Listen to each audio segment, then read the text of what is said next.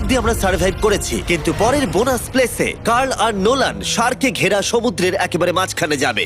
আর কিছু কারণবশত জলে কেজের মধ্যে থাকবো না। হ্যাঁ ইউজুয়ালি আমরা এটাই ব্যবহার করি, কিন্তু এবারে আর করব না। এখানকার শার্কগুলো অতর্কিতে আক্রমণের জন্য বিখ্যাত, আর এটাই এই জায়গাটাকে ইউএস এর সব থেকে বিপজ্জনক করে তুলেছে। বিশ্বাসই হচ্ছে না আমরা এটা করতে চলেছি। ও মাই গড, এগুলো তো অনেক বড় শার্ক। ও মাই গড। ভাই আমরা এটা কেজ ছাড়া কেন করছি? ভাই তোমার পেছনে পেছনে। ও মাই গড, এটা অনেক বড়।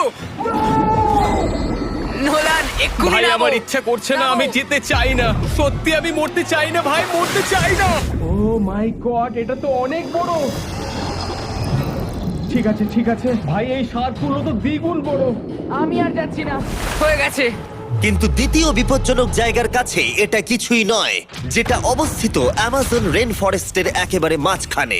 এখানকার সৌন্দর্য দেখে বোঝা যাবে না জায়গাটা কতটা বিপজ্জনক, কারণ কিছু মুহূর্তের মধ্যেই এই জায়গাটা এরকম থেকে এরকম হয়ে যেতে পারে। একটু ঝড় বৃষ্টি হলেই এখানে জলস্রোত নেমে আসে এবং গোটা এলাকা ভাসিয়ে দেয়। আর আজকে আমরা দেখব গোকটা ক্যাটারাক্ট ওয়াটারফল, যেখানে জলস্রোত নেমে আসছে 1000 ফুট ওপর থেকে নিচে জলাশয়ের মধ্যে। আর এই মেঘলা দিনে আমার সাথে এসেছে এই যে এরা।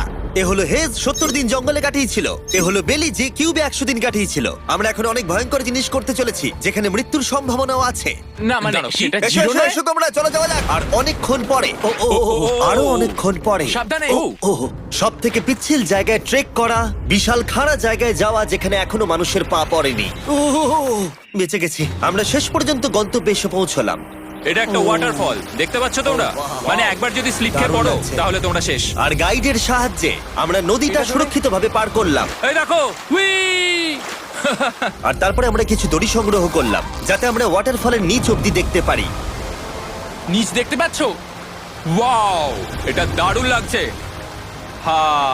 কিন্তু যেমনটা আমি আগে বলেছি, এই জায়গাটা দেখতে যতটা সুন্দর, এক মুহূর্তের ব্যবধানে এটা প্রচন্ড ভয়ঙ্কর হয়ে উঠতে পারে।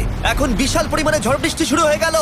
এই জন্যই এটাকে পৃথিবীর সব থেকে ডেঞ্জারাস প্লেস বলা হয়। এই ওয়াটারফলটা এখন আস্তে আস্তে অনেকটা ছড়িয়ে যাবে, অনেকটা জল বেড়ে যাবে, সবকিছু ভাসিয়ে দেবে। এখানে এখন জল অনেক বেড়ে যাবে আর আমাদের বেরোতে হবে। আমরা কি রোপগুলো ব্যবহার করে ওয়াটারফলের পাশ দিয়ে নিচে নামবো? না একদমই নয়, এটা খুবই বাজে আইডিয়া জিম। আমরা এখন জঙ্গলের মাঝে ফেসে গেছি, এটা তো বাজে ব্যাপার।